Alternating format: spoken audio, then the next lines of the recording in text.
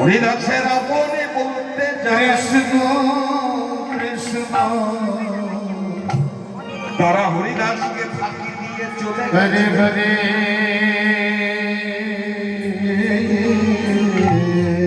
অসহায় পঞ্চম বর্ষীয় বালক হরিদাস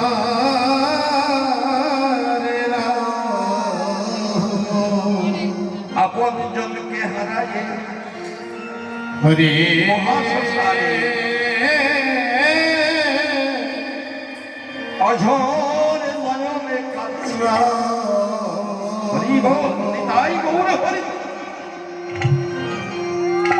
রাম রাম কেননা হরিদাসের ইহ জগতে আপন বলতে আর কেহ নেই।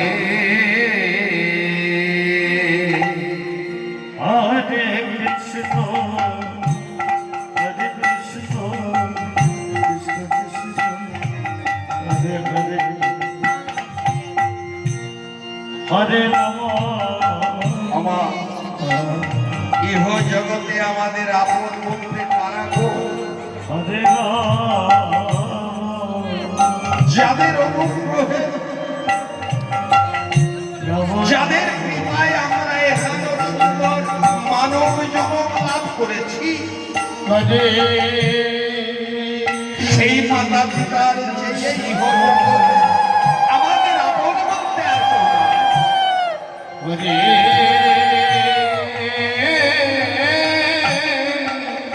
হরিদাস আপন জনকে হারাই তাই গৌর হরি বল হরি হরি হরি।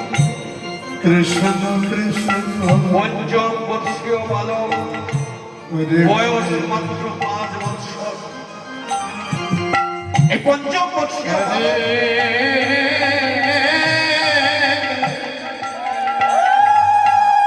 মাতাকে হারাই অঝোর নয়নে কাঁদছে। হরি বল হরি বল হরে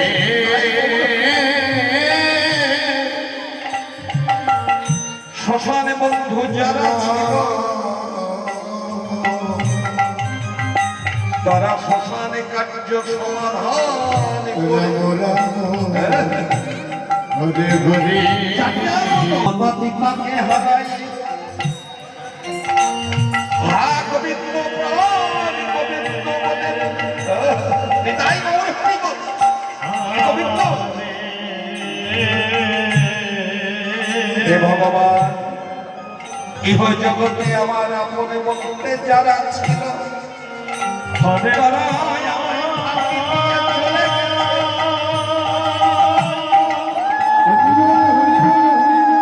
এখন আপন বলতে হরে জন্ম